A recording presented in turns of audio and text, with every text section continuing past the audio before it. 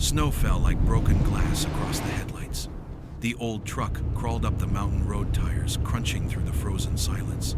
Inside, a man's hands gripped the steering wheel tight, steady, practiced scarred. Beside him, a German shepherd named Atlas kept his amber eyes fixed ahead, his breath fogging the glass. In the back seat, Luna, a young husky with ice blue eyes, whined softly at the wind that howled like something alive. The storm wasn't a problem. For a man who had seen deserts burn and cities fall, the cold was nothing. It was the silence, too complete, too watchful, that set his instincts burning again. The dogs felt it too. Atlas's ears flicked. Luna's fur bristled. Something out there was waiting. The truck stopped before an abandoned timber outpost, its windows sealed by frost, its roof half swallowed by snow. Jonas stepped out, boots sinking deep into the white earth, the smell of old pine and iron in the air. He didn't say a word. Atlas circled the cabin, once nose close to the ground. Luna pressed against the door tail, low muscles tense. Then 3 sharp scratches echoed from beneath the porch. Not wind, not wood shifting. Something else. Something buried. Jonas's breath clouded the air as he knelt beside the step.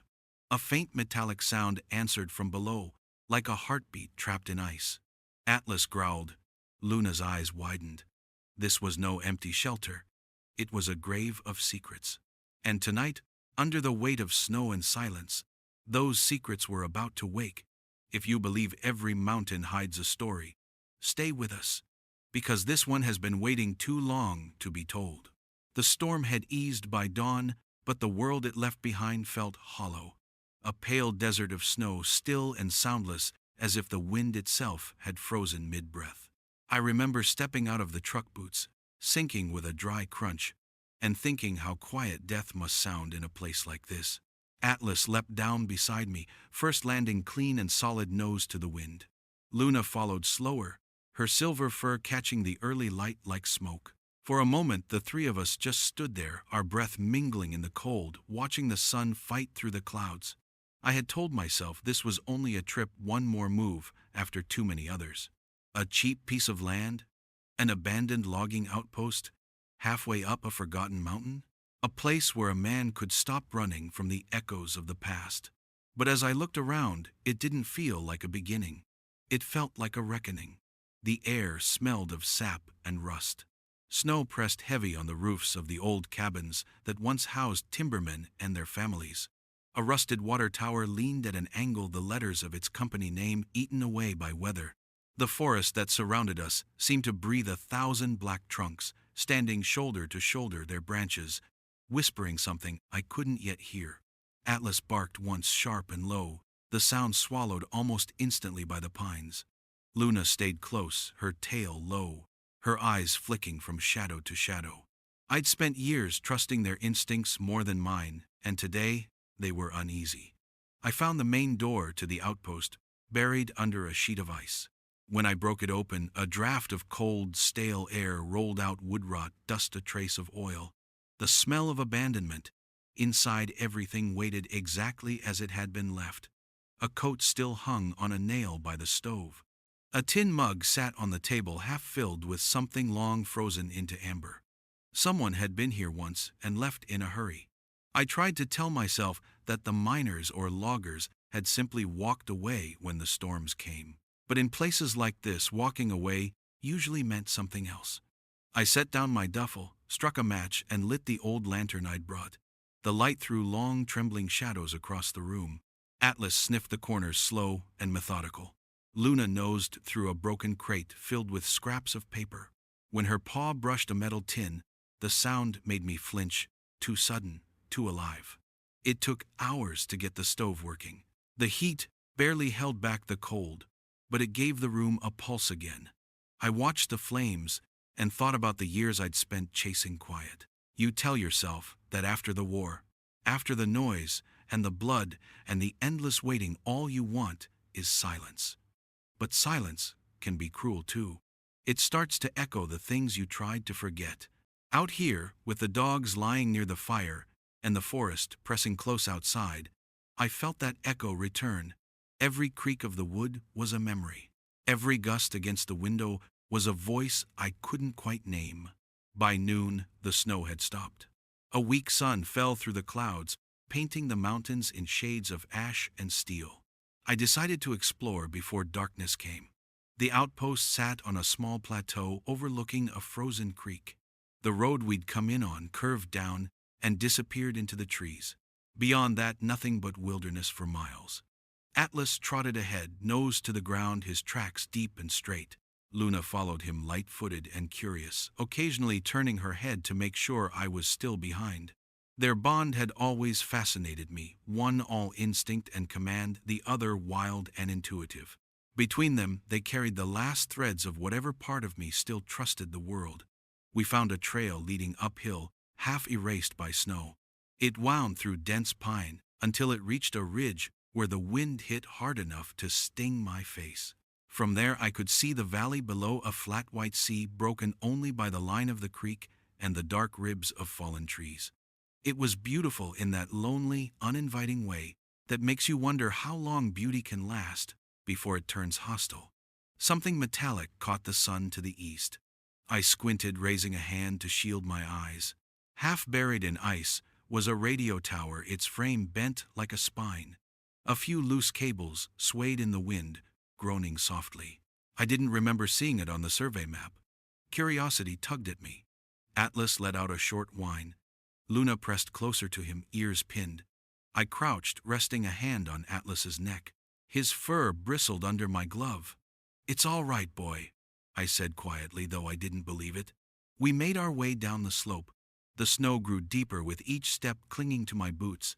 The closer we got, the stronger the smell of ozone, sharp and unnatural. The tower's base was buried in a mound of frozen earth. There were footprints, too faint, half erased, but they weren't mine. They led to a small concrete hatch set into the ground. The hinges were sealed by ice. I brushed away a layer of snow and found a symbol etched into the metal, a circle bisected by a line, surrounded by faint lettering I couldn't read. Government issue maybe, or some private company's mark. Whatever it was, it didn't belong to a logging camp. The dogs paced restlessly behind me. Luna's breath came quick and shallow. Atlas kept his head low, eyes locked on the hatch. I don't know why I touched it. Maybe I needed to prove it was real. My glove stuck to the frost as I pressed my palm against the steel. It was colder than the air, colder than stone, like it was pulling the heat out of me. A faint hum rose from underneath. I jerked my hand back. The sound died instantly. We stood there in silence. Even the wind seemed to stop. For a long time I could hear nothing but the slow beat of my own heart and the soft click of Atlas's claws shifting in the snow. Then Luna barked one short, frightened sound and took a step back. That was enough for me. We left the ridge without looking behind. Back at the cabin, night fell early. I kept the lantern lit and the rifle within reach, though I couldn't explain what I expected. The dogs refused to sleep near the door. They stayed by the fire, Atlas with his head on Luna's back, both watching the dark window like sentries. I lay on the cot, staring at the roof beams, listening to the wind push against the walls. My thoughts drifted to the hatch, to that mark carved into the steel. Maybe it was nothing, a remnant of some old weather station. Maybe the hum was just air trapped beneath the ice. But the part of me that had survived too many coincidences knew better. Out here, things don't hum without purpose. Near midnight, Atlas lifted his head. A sound reached me, faint but deliberate. It came from outside, down by the creek. Metal striking, metal rhythmic, steady. I rose quietly, rifle in hand, and stepped to the window. Through the swirl of snow, I saw a dim flicker of orange light moving slowly along the line of the frozen creek. Someone or something was out there carrying a lantern through the storm. The dogs stood now, bodies taut, silent as stone. The light wavered once, then went out. Darkness reclaimed the valley. That was when I realized the world beyond the walls of this cabin wasn't empty. It was listening. And whatever had been buried beneath the ice was listening back. The next morning, I decided to drive down into the valley before the snow buried the road for good. The cabin still felt uneasy around me, as if it were holding its breath. Atlas waited by the truck, tail stiff, eyes on the tree line. Luna refused to jump in until I called her twice. She glanced back at the cabin before she settled beside me, and I caught myself doing the same. The road twisted through the forest like a scar. Branches bent low under ice, scraping the roof of the truck as we passed. The mountains around us were quiet, but not peaceful. It was the kind of quiet that follows an argument, when every sound seems afraid to start again. About an hour later, I reached the nearest town, a thin cluster of buildings huddled around a frozen gas station. There was a diner, too, its neon sign half-lit, buzzing faintly. I pulled over mostly for the warmth, partly because the silence in my head had started to grow teeth. Inside, the diner smelled of coffee and dusted snow. A woman in her 50s stood behind the counter, wiping a cup with a rag that looked older than both of us. A single radio on the shelf played country music through static. She looked up when the door closed behind me. "Morning, stranger. Not many folks head up that road this time of year." I nodded. "Just trying to get settled. Bought the old outpost up near the ridge." Her hands stopped mid-wipe. The rag fell still. "You mean Black Timber Ridge?" "That's what the map called it," I said. She didn't speak for a moment. Then she poured a cup of coffee and slid it toward me. "On the house," she said quietly. "Guess you don't know the stories." I took the cup, the warmth seeping into my fingers. Stories about what? She hesitated, eyes drifting toward the frosted windows. About the people who used to live there.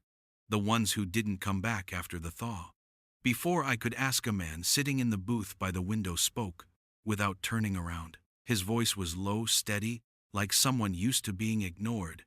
"They called it the humming ground," he said. "Said at night the mountain would start to sing, some kind of vibration under the snow. The company blamed equipment, but folks knew better. They said it was the ground remembering." The woman shot him a look. "Don't fill his head with that nonsense, Caleb." He shrugged and sipped his coffee. "Ain't nonsense if you've heard it." I wanted to laugh, but the sound caught in my throat. The hum I'd felt at the hatch came rushing back to memory, cold and real. "Was there a mine there?" I asked. The woman sighed. "No mine. Just test wells. Some kind of geological survey. They packed up fast after the accident." Accident. An avalanche took the lower station. 10 men gone. They never recovered the bodies. Caleb finally turned his head toward me. His eyes were a dull gray like old glass. "They didn't find bodies," he said. "But they found things in the ice. Metal pieces, burned wires, and that humming. People said it came from beneath, not above." The woman frowned and turned up the radio as if that would drown him out. "Ignore him. This place feeds on rumors. Always has." I paid for the coffee even though she hadn't asked, then walked back into the cold. The air bit sharper than before. Atlas and Luna were waiting, their breath forming pale ghosts in the air. As I opened the truck door, Caleb stepped out behind me, coat collar pulled high. "Don't stay there long," he said. "If the ground starts to hum again, you leave." "You understand?" I asked him what he thought caused it. He just looked at me for a long moment, then smiled without warmth. "Some things don't stop just because the world forgets them." When I turned back to thank him, he was already gone, the diner door swinging shut behind him. The drive back felt longer. The forest seemed to have shifted while I was gone. Every tree a little closer to the road, every shadow a little thicker. At one point, Atlas growled low in his throat. I slowed the truck, peering through the windshield. A shape moved between the trees. A tall figure wrapped in white, walking parallel to the road. I blinked, and it was gone. Back at the cabin, the sky had already darkened to slate. Snow began to fall again, lazy at first, then faster. I unloaded the supplies, keeping my thoughts busy, so they wouldn't circle back to what Caleb had said. Inside, I noticed something I hadn't before. On the back wall behind a loose plank, a small metal tag was nailed in. The same circular mark I'd seen on the hatch at the ridge was stamped into it. I ran my thumb over the surface. It was smooth, recently cleaned. Someone had been here not long ago. Atlas let out a quiet bark from near the window. I followed his gaze. Down by the creek just beyond the tree line, a flicker of light pulsed once, then disappeared. I went outside, rifle slung across my shoulder, but found nothing. No tracks, no footprints, only the steady fall of snow. The forest stood silent. The dogs didn't follow me this time. They stayed on the porch, tense, watching the dark. When I came back in, I closed the door gently and sat by the fire. The wood popped, sending sparks up the flue. I tried to focus on their rhythm, anything but the faint ringing I swore I still heard beneath the floorboards. That night the dreams came back. Not the ones from the war, these were colder. I dreamed of the hatch on the ridge, the hum rising to a roar, snow cracking open like glass. Something was moving beneath it. Not human, but shaped like memory, slow and endless. I woke before dawn, drenched in sweat despite the cold. The dogs were standing at the door, staring at it, as if someone stood on the other side. When I finally opened it, nothing waited outside but silence and snow. Yet the feeling remained that I had just missed something. That whatever haunted this place had learned my name. I told myself I would leave in a few days after fixing the truck and marking the trail. But even as I said it, I knew I was lying. There was a pull here, something between fear and fascination. The kind that makes you want to look closer when you know you shouldn't. Later that morning, while gathering firewood, I found another sign. At the edge of the creek, half buried under snow, a rusted metal plate jutted out from the ground. The same symbol again.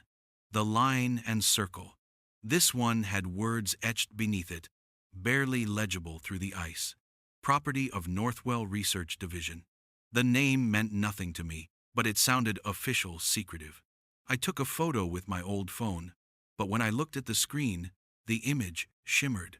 Static lines cut across it, and the phone froze. The battery died, seconds later. By evening, the wind picked up again.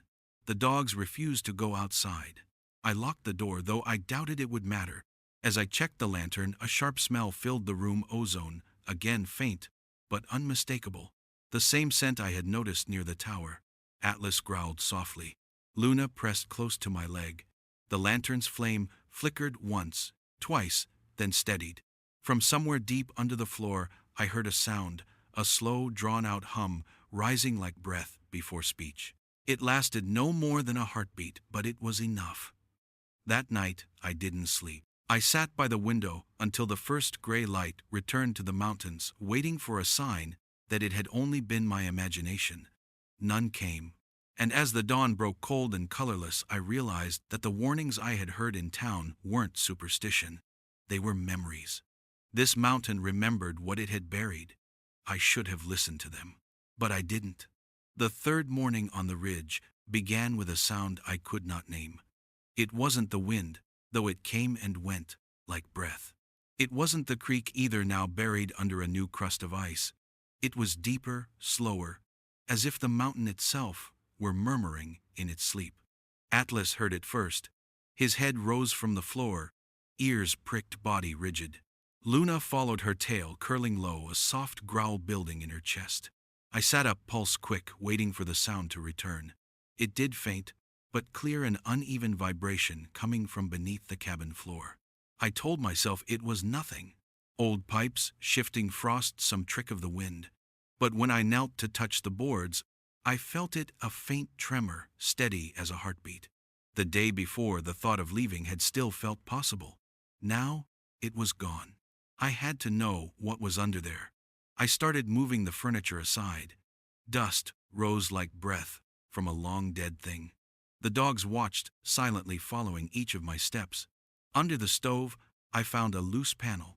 The nails had been removed long ago. Someone had covered the gap with soot to hide it. When I pulled the board free, cold air rushed up through the opening. It smelled of metal and wet stone. I shone my flashlight into the dark. About 6 feet down, a narrow tunnel descended into the earth, lined with old timber beams blackened by time. Atlas whined. Luna backed away. I didn't blame them. Every instinct screamed to leave it alone. But curiosity is a slow poison, and by then it had already entered my blood. I fetched my rope, tied it to the beam above the opening, and lowered myself down. The air grew colder the deeper I went. My boots landed in shallow water. The beam of my light cut through the dark, catching ripples on the ground and glints of ice on the walls. It wasn't a mine shaft. The walls were too smooth, the angle too deliberate. Someone had built this carefully, not for ore but for secrecy. I walked a few steps forward, the water rising to my ankles. The tunnel opened into a small chamber. A rusted metal door leaned against the far wall, half buried in sediment. Beside it stood a desk, or what was left of one. Papers had long since dissolved, but the outline of drawers remained. On the floor, something gleamed faintly, a small rectangular case, military design. I crouched and brushed off the grime. The clasp was rusted, but it gave after a few hits with the butt of my flashlight. Inside, packed in foam, lay a reel of magnetic tape. It was labeled in faded ink, Northwell Research, Site B, Audio Log 14. The hum pulsed again, louder now. The walls seemed to breathe with it. I turned off my light just for a second to listen. The sound grew clearer in the dark, slow, rhythmic, almost like speech muffled by distance. I switched the light back on and climbed out fast, the case tucked under my arm. Atlas met me halfway, barking once, then circling me anxiously as if to herd me back toward the fire. By the time I caught my breath, the hum had stopped. Only the sound of the dogs and my own heartbeat filled the cabin. I placed the case on the table and stared at it for a long time. The tape recorder in the corner still worked, a relic from the cabin's original owners. I cleaned the dust off and loaded the reel. The dogs sat close as I pressed play. At first only static. Then a faint voice came through, flat male, distorted by age. This is Site B, Log 14. Test sequence initiated at 0600 hours. Subject remains stable. Readings consistent with prior phase. Surface temperature decreasing beyond expected rate. Recommend suspension until containment integrity confirmed. There was a pause. Then another voice, younger, anxious. It's still active. Sir, I think it's waking up. The recording cracked, the volume rising sharply into a screech. I hit stop, but the sound didn't stop. The same pitch carried on from somewhere beneath the floor, vibrating through the boards. Atlas barked, Luna howled. The lamp flickered once, twice, then went out. For a moment, the cabin was nothing but darkness and noise. Then it all stopped, silence heavy enough to press against my chest. When I relit the lantern, I noticed something on the window. A thin line of frost had formed, not in random shapes, but in straight, intersecting patterns, like circuits or veins. I scraped it with my finger. The frost reformed instantly, following the same lines. I needed air. I grabbed my coat and stepped outside. The snow had stopped falling, and the clouds hung low, bruised with blue and gray. The forest stood motionless. Somewhere far off, an echo rolled through the valley, too deep to be thunder. I followed the creek, retracing the path I had taken days before. The world felt smaller now, every shadow sharper. Halfway down the slope, I saw fresh tracks in the snow, human heavy boots leading toward the ridge. They were recent. Atlas sniffed the air, then growled low. Luna pressed against my leg, trembling. I raised the flashlight, scanning ahead. The prints ended abruptly near a fallen pine. The snow there was disturbed not by struggle, but by heat. It had melted into a circular patch of slush, the center blackened as if scorched. I crouched, touched the edge of it, then pulled back fast. The ground was warm. That same symbol circle, bisected by a line, was burned into the ice. We turned back as the wind began to rise. When we reached the cabin again, the front door was ajar. I was sure I had locked it. Inside, nothing seemed disturbed at first, until I saw the recorder. The tape reel was gone. I searched every corner, even the crawl space, but it was useless. Whoever had been there knew exactly what to take. Later that night, I sat by the fire with the dogs close beside me. The hum hadn't returned, but the silence had changed. It wasn't empty anymore. It felt watchful, as though the mountain was waiting for me to ask the wrong question. I thought of Caleb's words in the diner. If the ground starts to hum again, you leave. I should have taken the warning, but part of me already knew I wouldn't. The next morning, before the light broke over the ridge, I packed my bag, checked the rifle, and traced a map on the table. There was one place left unexplored, the base of the radio tower where I'd first found the hatch. Whatever Northwell had buried here, it wasn't asleep anymore, and I was already too deep in to walk away. When I stepped outside, the air was sharp and metallic, carrying a faint vibration that I could feel more than hear. Atlas and Luna waited by the truck, ready but uneasy. The storm clouds over the mountain glowed faintly from within, as if lightning were trapped inside them. We drove toward the ridge in silence, and as the cabin disappeared behind us, I realized something simple and final. Whatever was buried under this mountain hadn't been forgotten. It had been waiting. By the time I reached the ridge again, the wind had changed. It no longer came from the west, the direction of the storm, but from the mountain itself.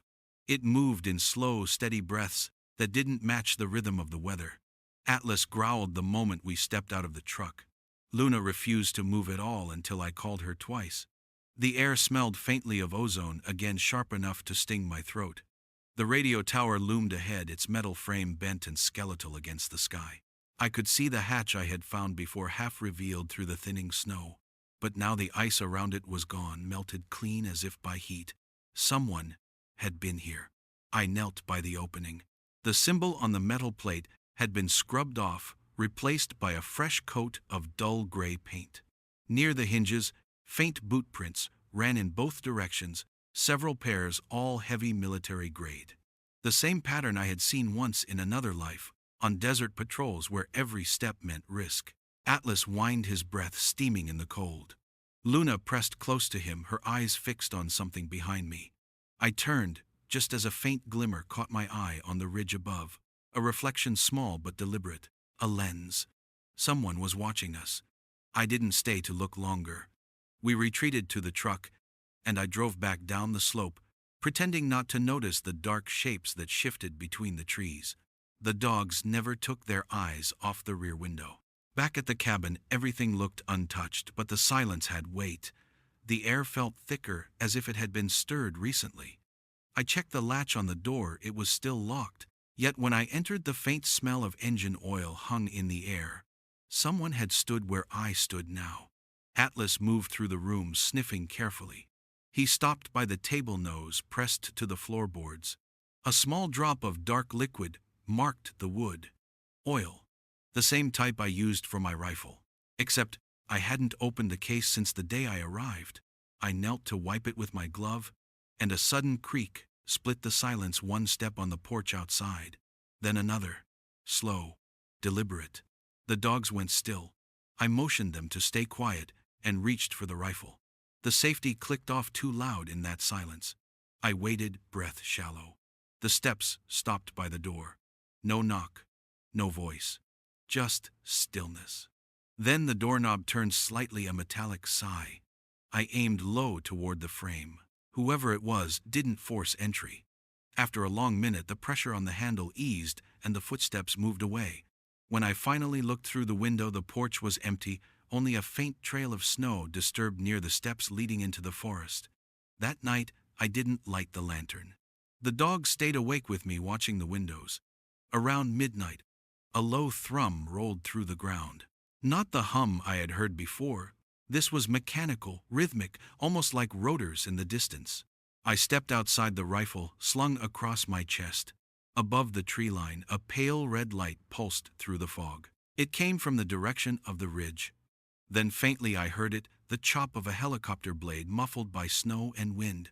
Whoever they were, they had returned. By morning the sound was gone, but new tire tracks crossed the main road. I followed them for a while before turning back. Someone else was searching for what I had found. Someone with more than curiosity driving them. Later that day, while gathering firewood behind the cabin, I noticed something buried near the edge of the clearing. A small metal stake protruded from the snow, capped by a blinking red light. I dug around it and uncovered a compact sensor, the kind used for seismic readings or surveillance. It was new, no more than a week old. I carried it inside and pried it open. Inside were circuits, a transmitter, and a serial number that had been scratched out. Whoever left it wanted to know what moved in these woods, maybe even who. The realization set a chill deeper than the cold could manage. I wasn't alone here, and I wasn't meant to know that. As dusk fell, I packed essentials into a small bag: food, batteries, maps. If they were coming, I needed to be ready to move. But before I left, I had to understand what they wanted. When night came again, the air outside grew unnaturally still.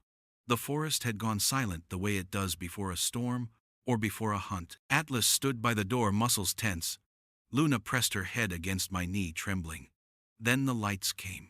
From the ridge, 3 narrow beams cut through the darkness, sweeping across the trees like knives. They moved slowly, searching. When one of them passed over the cabin, the dogs froze. I could feel the hum of generators through the ground. I put out the fire, plunging the room into shadow. The beams passed again, closer this time. I could hear the faint crackle of radios, distorted voices carried by the wind. A sharp metallic pop broke through the sound of something snapping against the porch. A small black device rolled across the floorboards and came to rest near the stove. A camera. Its red indicator blinked once before dying. They were marking the place. I waited, holding my breath until the last light faded. Hours passed before I dared move again. When I stepped outside, the snow was scarred with footprints, dozens of them circling the cabin, but none led back the way they came. The next morning I found the tire tracks again, deeper, now leading toward the tower. They hadn't taken anything, not yet. They were watching to see what I would do. I started the truck, but the engine coughed once and died. The hood was cold to the touch, but when I checked the fuel line, it had been cut clean through. Whoever had come in the night hadn't needed to break in, they just wanted me stranded. Atlas barked sharply at the tree line. Something moved there, a flicker of color, a glint of metal. I raised the rifle but saw nothing clear enough to aim at. Only the faint shimmer of heat rising from the snow, as if the air itself were bending. That was the moment the feeling changed. Until then, the mountain had felt haunted by the past. Now it felt occupied by the present. Whatever had been sleeping beneath it had drawn attention, and I was in the middle of it. As the sun dropped behind the peaks, I locked the door and checked the rifle again. The air inside the cabin buzzed, faintly alive with static. My phone, long dead, flickered once and lit up on the table. The screen showed only one thing, a message written in white text across black: "Leave now." Before I could react, the light went out again. The screen cracked from the heat. I sat there in the half-dark, feeling the weight of it. Someone or something wanted me gone. But curiosity held stronger than fear. Outside, a single shot echoed from the ridge, distant warning, deliberate. The dogs pressed close to me. That was all the proof I needed. The danger wasn't imagined anymore. It was here, it was watching, and it had already chosen when to move. Night fell like a closing door. The last trace of daylight slipped behind the ridge, and the mountain went dark, too dark, as if the sky itself had been smothered. The cold came fast, after that, crawling into the seams of the cabin. Atlas paced near the window. Luna pressed against my leg, trembling but silent. The hum returned. Not faint this time. It came from the ground, rolling up through the floorboards in waves. The lantern flickered, sputtered, then went out. The air shimmered alive with static. For a heartbeat, I thought it was thunder, but thunder doesn't rise from the earth. Then the light appeared outside, thin beams, cutting through the storm, sweeping across the clearing. The same ones from before, now closer, hungrier. Voices carried through the snow, broken by the wind. I couldn't make out the words, but the tone was clear. They were searching, and they were not here to talk. I grabbed the rifle, loaded the last 2 rounds, and motioned the dogs toward the back wall. We moved in silence, every step measured. The first shot came sudden and sharp, punching through the window, splintering wood. Atlas barked once, deep and furious. Luna growled, the sound low enough to feel in my bones. I cut the lantern's wick short, leaving only the glow of the fire dying in the stove. Shadows stretched across the room. Another shot cracked, this one closer, then the crunch of boots in the snow. I could hear them spreading out, moving with practiced rhythm. I held my breath and listened. There were at least 3, maybe more. They were circling the cabin, checking angles. My pulse thudded so loud I thought they could hear it. When the door creaked, I didn't think. I fired. The recoil kicked my shoulder back, echoing in the small space. A shout followed, then the pounding of footsteps retreating into the dark. Atlas lunged forward, teeth bared, but I caught his collar before he could charge through the opening. The world went quiet again, except for the ringing in my ears. Then came the second noise, the one I had been dreading. The hum below had changed pitch. It was higher, now alive, vibrating through every wall like a trapped heartbeat. The ground trembled under my boots. The dogs whined, backing away from the center of the room. The stove door burst open, flames, snuffed out by a sudden gust of freezing air. The temperature dropped fast, my breath turning to mist. The hum built into a roar, and the floor cracked with a sharp, hollow snap. A burst of light tore through the gap, blinding white and silent as snow. I shielded my eyes and felt Atlas shove against me, pushing me toward the door. Luna barked wildly, circling us, her fur standing on end. I stumbled outside just as the cabin shuddered. The roof sagged inward with a groan.